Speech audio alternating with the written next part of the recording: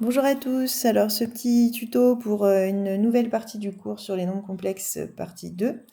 Ce sera pas très long cette fois puisqu'en fait ça va concerner une petite propriété et ensuite un exemple, disons exemple assez type, même si il s'avère qu'on en a déjà un petit peu parlé dans les exercices. Donc ça devrait pas être complètement étranger pour ceux qui ont bien écouté les corrections des derniers exercices à faire. Alors, donc, cette propriété, qu'est-ce qu'elle nous dit? Elle va beaucoup nous aider, vous verrez, pour certaines questions dans les exercices. Elle nous dit, tout simplement, je dis tout simplement parce que ça a l'air bête comme ça, mais cela dit, on va le démontrer hein, quand même, que si z est une racine d'un polynôme p, alors, je vais l'écrire comme ça, alors z bar, c'est-à-dire sa conjuguée, j'allais le mettre appartient à c, mais enfin ça, on le sait, alors z bar est aussi une racine de p. Et c'est tout le temps vrai. Alors du coup, vous avez deux cas. Soit z est réel, et sa conjuguée, c'est elle-même. Donc là, bon, on prend pas un grand risque. Hein. Si par exemple, je prends 3 qui est une racine de p, bon, bah oui, la conjuguée, elle est racine aussi, puisque c'est 3. Bon. C'est plus intéressant quand ça devient un complexe non réel. Par exemple, je sais pas moi, 5 moins 2i, si je sais que c'est une racine du polynôme, eh bien je sais automatiquement que 5 plus 2i en est une aussi. Et ça, c'est très utile parce que ça veut dire que les racines, elles vont aller par paire, en fait, par deux, quand elles sont pas réelles. Et donc, quand on en décroche une, on en décroche deux à la fois. Et ça, c'est bien pratique parce que si vous prenez un polynôme de degré 3, comme on l'a vu dans les exercices, un polynôme de degré 3, bah, si vous en connaissez déjà deux de racines, bon, trouver la troisième, ça va pas être très compliqué. Du coup, c'est assez pratique. Alors, comment ça se démontre rapidement? J'aurais pu vous le mettre dans les exercices d'ailleurs, cette démonstration. Hein, et essayer de l'avoir comme un exercice, c'est quelque chose que je pourrais vous demander. Hein. Ce n'est pas très compliqué. Alors, donc, soit z une racine de p. Alors, bon, sans surprise, p de z égale 0. Bon, jusque-là, ok. Et maintenant, on va essayer de voir p de z bar. Alors, ce qu'on va faire déjà dans un premier temps, c'est qu'on va écrire, rappelez-vous, hein, le polynôme, un polynôme classique. On l'écrivait, je ne sais pas si vous vous souvenez, avec an z puissance n plus an-1 z puissance n-1 en fonction du degré. Et à la fin, on se retrouvait avec a1z plus a0, pardon. Donc, ça veut dire que tout ça vaut 0. On va voir pourquoi je repasse par cette écriture-là. Hein. C'est parce qu'en fait, il faut voir un petit peu ce qui se passe en détail. Alors maintenant, si je veux voir P de Z bar. Alors, P de Z bar, qu'est-ce que ça va donner? En fait, d'ailleurs, attendez, excusez-moi. On va le faire autrement. Je suis en train de chercher le plus court. Hein. Excusez-moi, c'est comme en cours, des fois je réfléchis un petit peu. Là, c'est un peu la même idée. Ouais, je vais faire ça. Donc, si je pars de P de Z égale à 0, je peux en déduire que le conjugué de tout P de Z vaut 0 aussi. Jusque-là, je ne pense pas que ça vous choque. Hein. Si je prends le nombre 0 que je conjugue, ça vaut encore 0. Bon. Ok, maintenant, si je prends donc l'écriture de mon polynôme, ça veut dire que... Oh là là, bon. Alors, an fois z puissance n plus an-1 z puissance n-1 jusqu'à a1z plus a0, le tout bar est égal à 0. Or, on a vu dans le premier chapitre sur les conjugués, enfin sur les complexes avec les conjugués, que le conjugué accepte toutes les opérations, c'est-à-dire qu'il se soumet en fait à toutes les opérations. S'il y a une addition, hop, il se casse en deux, il laisse le plus au milieu. S'il y a une division, pareil, une multiplication, pareil, etc. Ce qui veut dire qu'ici, et ça marchait aussi avec les puissances, on avait vu, ce qui veut dire qu'en fait, ici, ben, ça va me donner exactement ça. Alors pourquoi la barre a disparu sur les A? Parce que les A sont des réels. Les AN, AN-1, etc. Et un réel, quand je le conjugue, ça donne lui-même. Tout simplement pour ça. Voilà, et donc je me retrouve avec A1 Z bar plus A0 égale 0. Donc, je ne sais pas si vous avez compris là le principe, parce qu'il y a beaucoup de choses. Je vous l'écris là, un petit exemple. Si je prends 3z puissance 4 plus 5z, que je le conjugue, en gros, qu'est-ce que je suis en train de dire? Je suis en train de dire le conjugué va s'appliquer à tout le monde.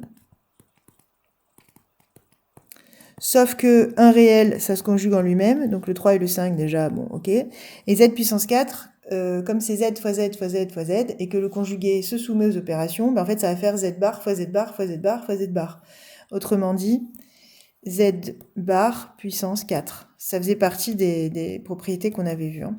Voilà, donc c'est comme ça que j'ai fait, mais moi c'était avec des AN et des z puissance n. Alors j'enlève tout ça.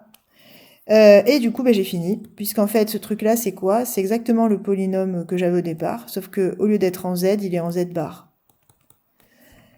Et si p de z bar vaut 0, ça veut dire que z bar est une racine de p. Voilà. Donc voilà qui démontre bien la petite propriété qui, après, nous sera bien utile. Donc, qu'est-ce que ça va donner dans les exercices? J'ai mis un petit exemple. Et on s'arrêtera là hein, pour aujourd'hui. Donc la petite nouveauté, elle est là et ça nous amène simplement vers des exercices un petit peu plus robustes. Mais c'est tout. Hein. Après, il n'y a pas un énorme apport là aujourd'hui dans le cours. Alors, donc, moi, mon polynôme, c'est z puissance 4 plus 4. Jusque-là, ok. On me demande de montrer que 1 plus i est une racine de p. Donc, je remplace z par 1 plus i, je calcule. 1 plus i puissance 4, ce n'est rien d'autre finalement que 1 plus i au carré fois 1 plus i au carré, donc on ne prend pas peur. Chacun, c'est une identité remarquable, hein, 1 au carré plus 2i plus i carré. C'est un calcul auquel on a déjà été confronté dans la partie 1, mais bon, peu importe. Donc 1 au carré plus i au carré, 1 au carré ça fait 1, i au carré ça fait moins 1. Donc en fait, ça va s'éliminer, il va vous rester 2i à chaque fois. Donc il vous reste 2i fois 2i, c'est-à-dire 4i carré plus 4. Et 4i carré, ça fait moins 4. Donc ça fait bien 0. Donc 1 plus i, pardon, est bien une racine de p. Très bien. Ensuite, question 2. Question 2, on me demande d'en déduire une autre racine. Donc d'après ce qu'on a dit, le conjugué de 1 plus i est donc aussi une racine de p. C'est ce qu'on a dit dans la propriété juste au-dessus. Donc vous voyez que cette propriété, quand même, elle court-circuite pas mal, sinon il aurait fallu déjà avoir l'idée, et puis revérifier que p de 1 moins i, ça faisait bien 0. Oui, parce que je ne l'ai pas dit, mais le conjugué de 1 plus i, c'est 1 moins i. Donc finalement, j'ai en un claquement de doigts une deuxième racine de p. P est de degré 4, en tout il peut avoir maximum 4 racines, déjà j'en ai 2. Bon, troisième question, on vous demande de factoriser p dans R et dans C. Alors, comme je le disais dans les exercices, et je vais le répéter, dans R, ça veut dire avec des coefficients uniquement réels, et dans C, ça veut dire qu'ils peuvent être tous réels aussi, hein, mais on autorise aussi des coefficients non réels. Et ça arrive souvent quand vous avez des racines qui ne sont pas réelles, justement. Si toutes les racines sont réelles, il n'y a aucun souci, on est dans R tout le temps. Hein. Tout dépend après si vous avez quand même des racines qui ne sont pas réelles. Alors, bon, déjà, factorisons. Comme je sais, on va bien rédiger, comme 1 plus i et 1 moins i sont des racines de p,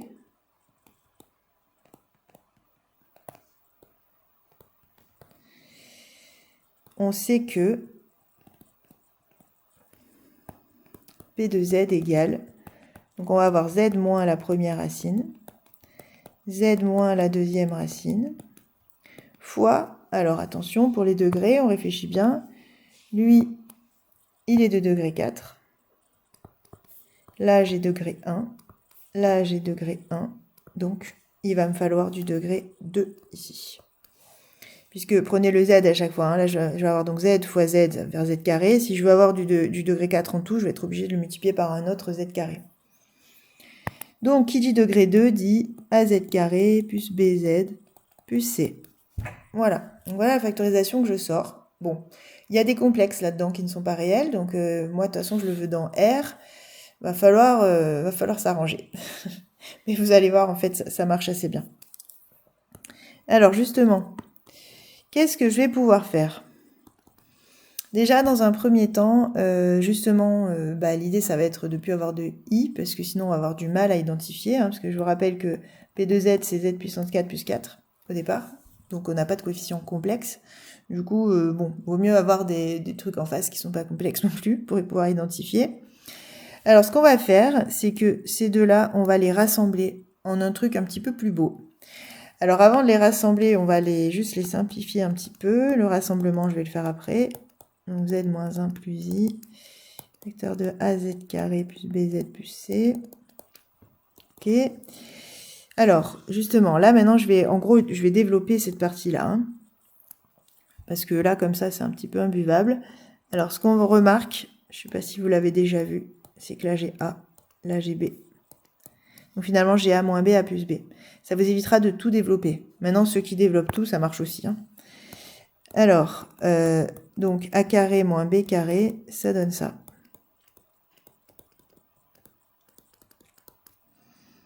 Ok, ensuite, je redéveloppe encore à l'intérieur, identité remarquable.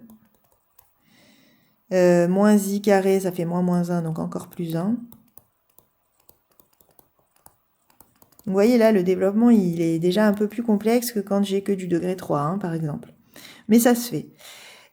Donc z carré, moins 2z plus 2. Et maintenant, on va tout développer. Alors, on se tient bien, on se tient au wagon, et on y va. Alors, az puissance 4 plus bz au cube plus cz au carré moins 2az au cube moins 2bz au carré moins 2cz plus 2az carré plus 2bz plus 2c. Voilà, on respire. On rassemble. Des z au cube, j'en ai mon b moins 2a. Des z au carré, j'en ai c moins 2b plus 2a. On n'oublie rien. Et des z, j'en ai moins 2c plus 2b. Et des constantes sans z, j'ai 2c. Voilà, donc c'est assez étonnant, hein, parce qu'à gauche, j'ai un tout petit truc, puis à droite, j'ai un méga truc.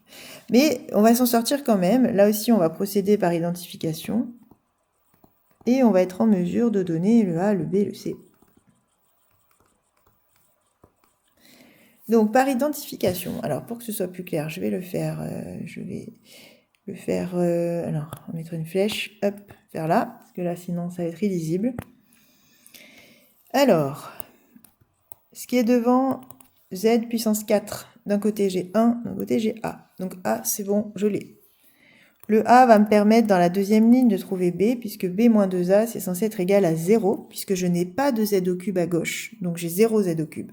Et comme à droite j'ai B moins 2A, B moins 2A vaut 0.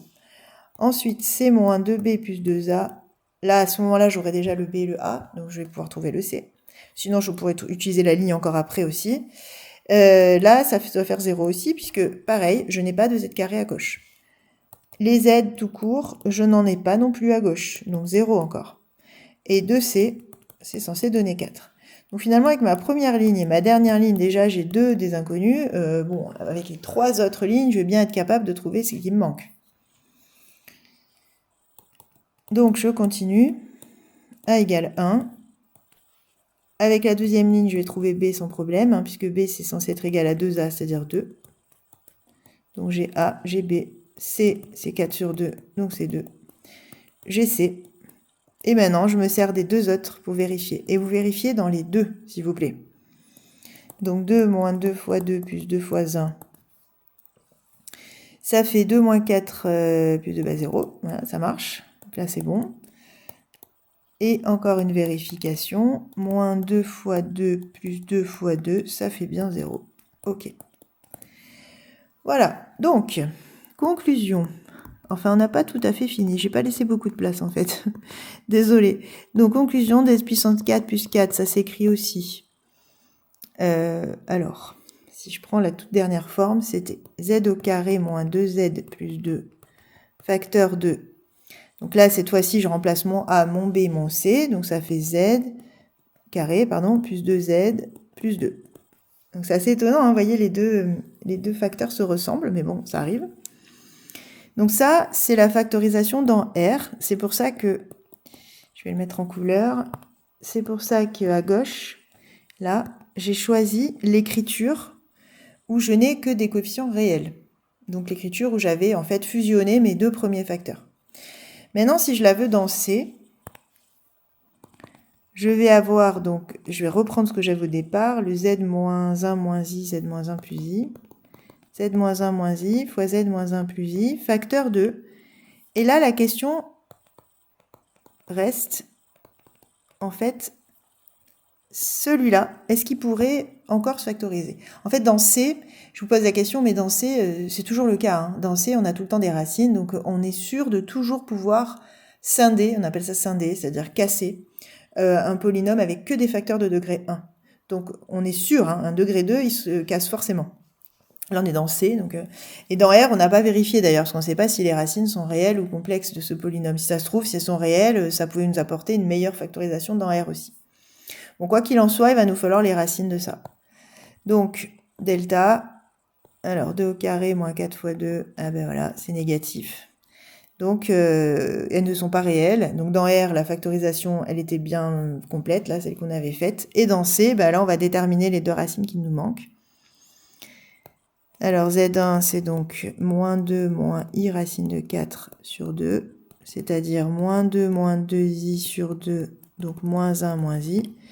Et Z2, c'est moins 2, enfin c'est Z1 bar, pardon, donc moins 1 plus i. Voilà, comme j'ai deux racines, eh bien, je vais être capable de casser encore mon polynôme et de dire, eh ben, c'est Z moins Z1, donc Z moins 1 moins i, donc ça va faire plus 1 plus i, et Z moins Z2, c'est-à-dire Z moins 1 plus i, donc plus 1 moins i. Voilà. Donc, si je cherche la factorisation complète dans C de ce petit polynôme z puissance 4 plus 4, eh bien, ça donne ça. Voilà. Et en fait, on voit apparaître dans ce... Je vais y arriver à prendre la couleur. Voilà, pardon.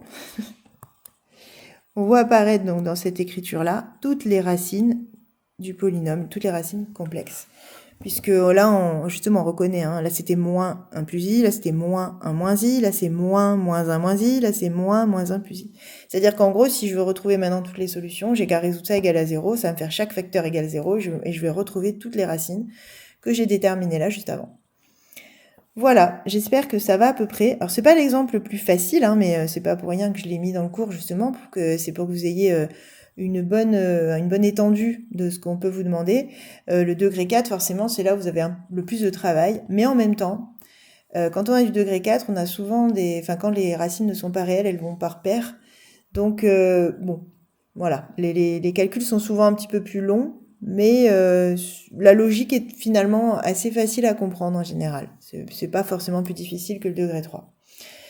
Voilà pour aujourd'hui. Et donc la prochaine fois, on ira un petit peu plus loin, on verra des cas un peu plus particuliers. Là, on reste pour l'instant dans le cas général sur degré 3, degré 4. Voilà, j'espère que c'était assez clair. Vous allez pouvoir vous entraîner sur les exercices 11 et 12. Et n'hésitez pas, encore une fois, hein, si vous avez besoin de retour, à me poser des questions, que ce soit en présentiel ou à distance. Allez, bon courage à tous.